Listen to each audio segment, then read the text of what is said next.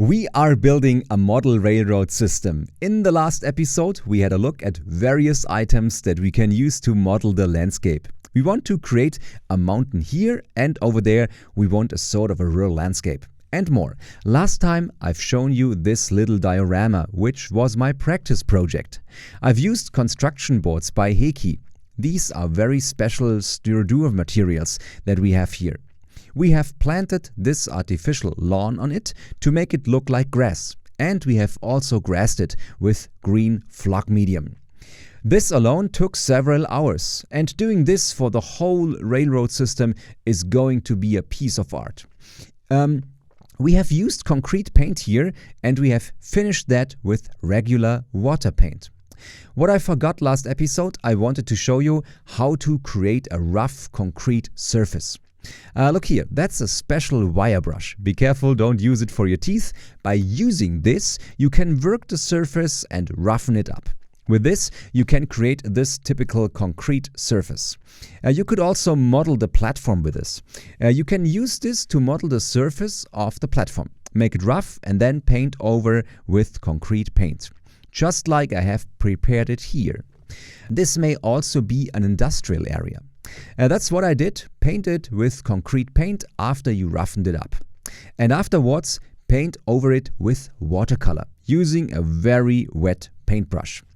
That way you can create this typical concrete structure, as you can see here on the surface. It is very rough and very dirty. It's made to look old and rotten on purpose. Using this, you can give your model railroad system a nice touch. Alright, I have also prepared something else. I didn't tell you last time, but at some point we want some green color all around. That's why I brought some trees with me. Maybe you are in the same position as I am right now. I still don't know where exactly I want my houses to stand or where my tunnel should be. I'm still planning, and also I'm still waiting for suggestions from you in the commentaries. I'm still in doubt what else could be done. So right now I'm spending my time preparing stuff. So I started to build a tree. Here we have a tree. It is halfway finished. And the basis for this can be seen here. That's a pine tree construction kit. They are still very shiny and still look very new, brand new even. In order to make them look older, I used the same concrete paint that I used for these boards. Before the paintbrush was completely dry, I used it to brush over this tree. So use your almost dry concrete paintbrush to brush over these trees. At the end, that way, these trees get this nuance. We don't want to make it look like concrete, but just a little colored like concrete.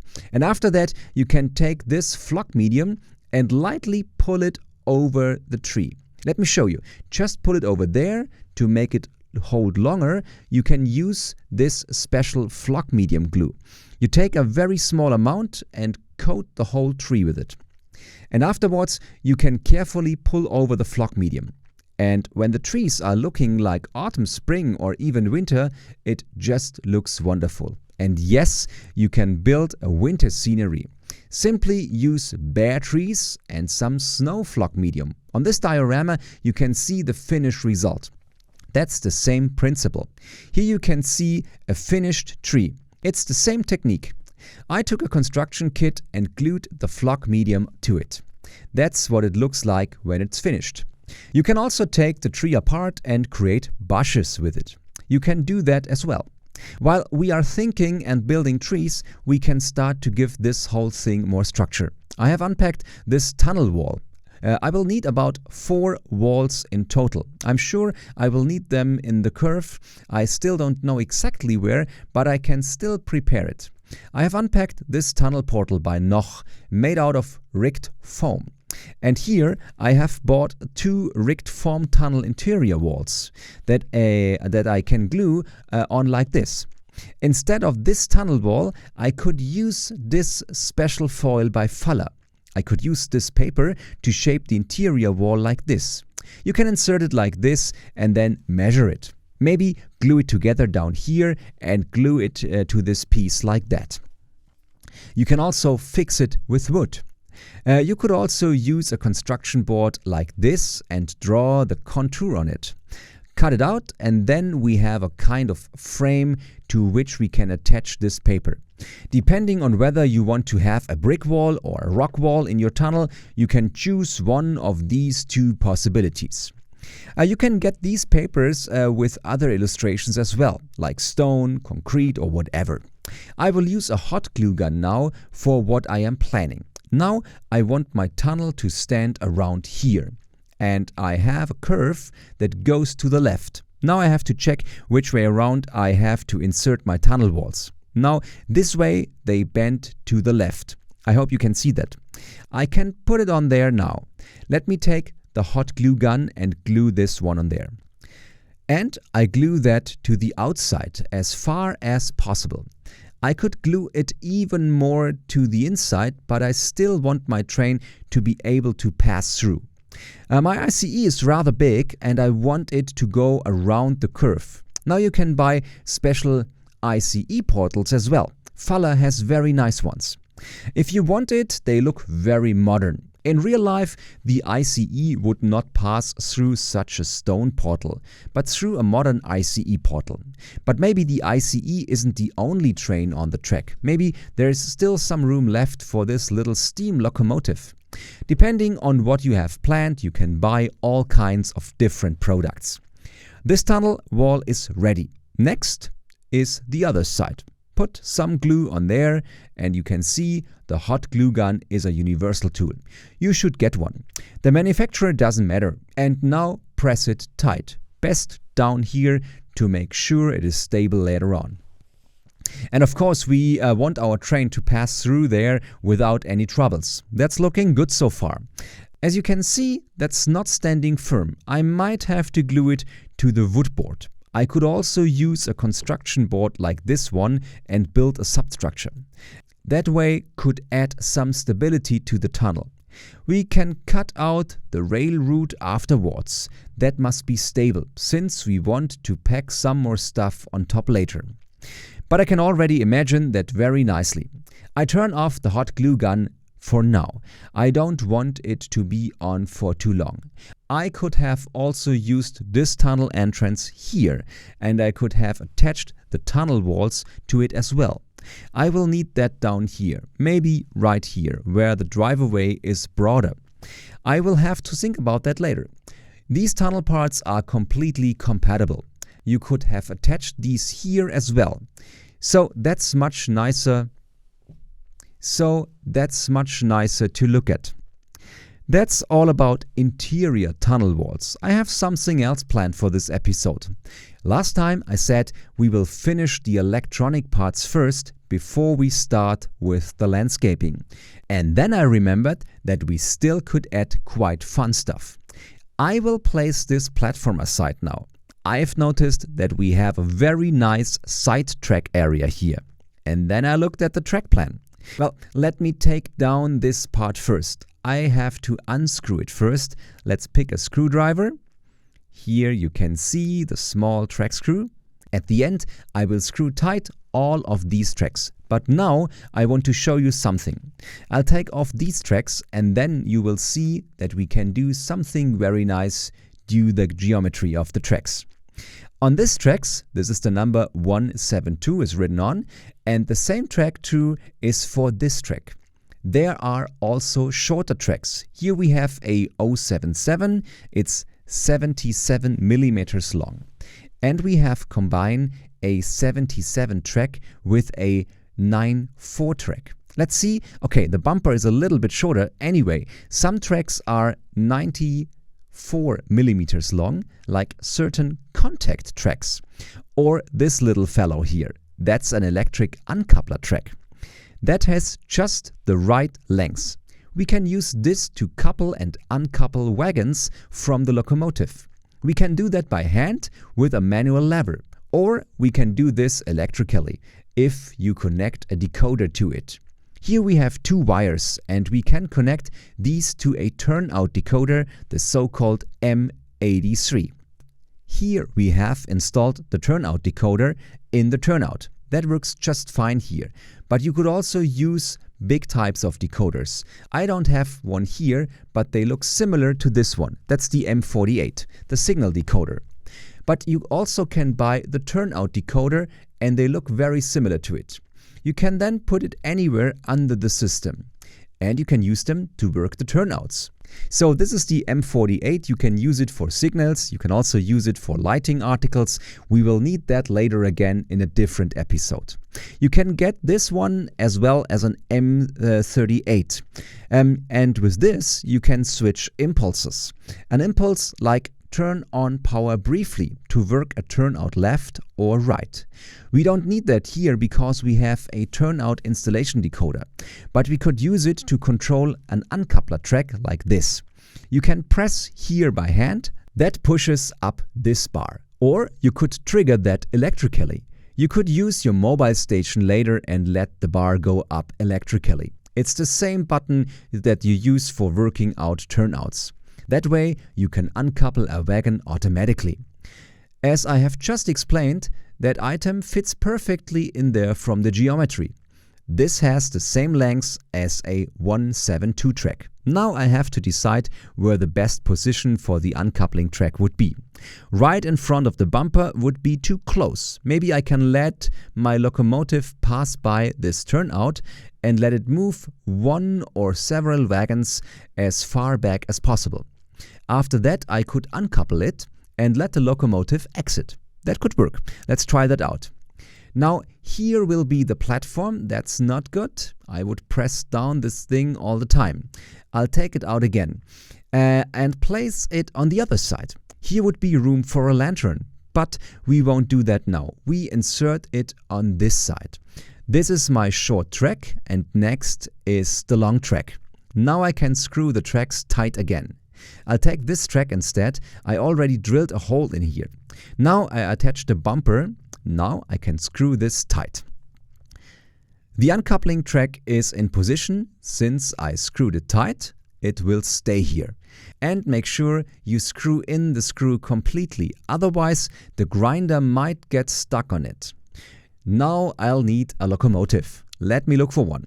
Here I have this steam locomotive, and next I need a wagon. I'll disappear for a second. I'll get one. Here I have two small wagons. They have room on this section. I can press here and you can see the bar moves up. I hope you can see it. Let me take this wagon and I'll show you on the other side. Here this bar moves up and uncouples the wagon. So the wagons would be separated. Here I have coupled them and I let them pass over, and now they are uncoupled. Here they are together, and this way they get separated. You can trigger that electrically, and with the mobile station you can let the bar stay up for a longer time. This way you can ensure that the wagons will be coupled or uncoupled in a realistic and correct way. Now that's one possibility. We will drill a hole here and pull through this wire. That way everything is tidy, and I still have to buy the decoder. I have to order it or buy it at the shop. And right here I will drill a hole and pull through the wire. Alright, so the uncoupler track is 94 millimeters long, so 9.4 centimeters. And we combine it with a track of 77 millimeters length. That sums up to a 172 track. If I combine a 9.4 track with a second 9.4 track, it will result in a 188 track. That way you have a longer track. Sometimes you have a combination of short and long tracks, and that way you can balance out the track geometry. Now pull the wire through. The blue and yellow wire will be connected to a digital decoder later. I won't do that now. I will leave that for another episode. And this wire here will be concealed later on. I will use plaster or ballast. We will fill out this complete area with ballast. But right now the platform will conceal most of it. It's tight, but it looks very good so far. We can work with that. The train station and the platform are back in place. Very nice. It's very nice to have this uncoupler track. Let's try it out with a locomotive. I will choose my locomotive.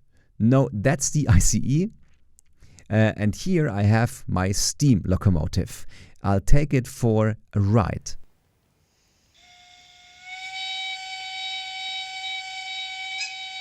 Now it's going backwards. Well, there was no current, but now it works. Still no current. The track might be dirty. All right, now I can work my turnout. I think it was number 3. I'll show you on the keyboard. That's turnout 3. So we have the number 4 here. I can let my steam locomotive exit here and I can uncouple the second wagon, for example. Demonstration effect, of course.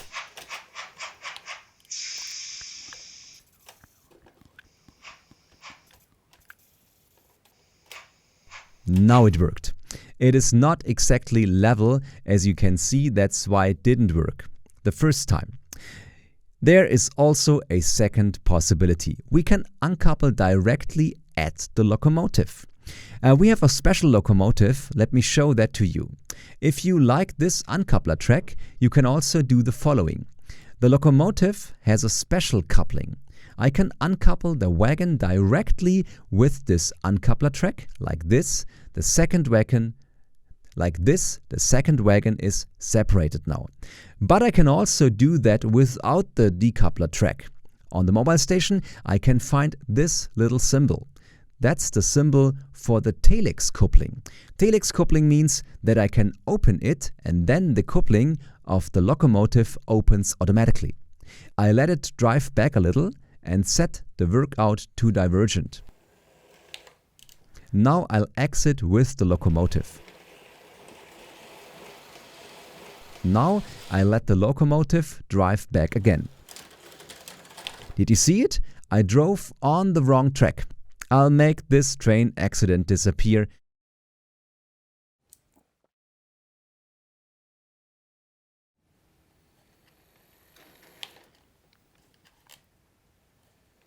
Alright, now it worked perfectly. Let's couple it again. That's the famous coupling waltz. Hit it with some speed and then drive back, and now we repeat the coupling waltz. And here we go, the locomotive drives on alone. If you still have the choice for your model railroad, such an uncoupler track is always a nice piece of equipment to have, especially if you want to couple or uncouple 2 wagons, since you cannot do that with the locomotive automatically. For that you can install this special track somewhere. And you can toggle this special track electrically with the mobile station and an M83 decoder. Maybe I will show you in one of our next episodes how to do that. You are also welcome to watch the tutorial video on the Märklin homepage or on the YouTube channel. Or you choose a locomotive with a tailix coupling. That way you can couple and uncouple the wagons from the locomotive, as I have just demonstrated. Then you can do that anywhere on your railroad system. One track is free now. I'll put that aside, and I'm still thinking about what to do here landscape-wise. I have installed the uncoupler track and I have glued the tunnel portal. Here it is. I have to fix that next. Let's see where the tunnel should start. Here or maybe there. I'm a big fan of building mountains, but the downside is that you probably hide most of the railroad and trains inside the mountain. Then you have a beautiful model railroad, but everything is covered by a big mountain. So I think I will reduce the mountain and place it over there. Right here, just outside the picture. Maybe I also have a tunnel here, or maybe I will let the tunnel start here. I think that would look very nice, maybe as well here. That way you would see much more from the model railroad. We still have to do a lot of planning. Maybe I can finish some more houses until the next episode, and also the substructure over there. So stay tuned and take a look at the channel. If you have any questions about building a model railroad, we will answer all your questions in the commentaries. If you have any special questions about the models or the railroad planning, the Märklin team will help to answer the questions as well. Take care and see you next time in the next episode. Goodbye.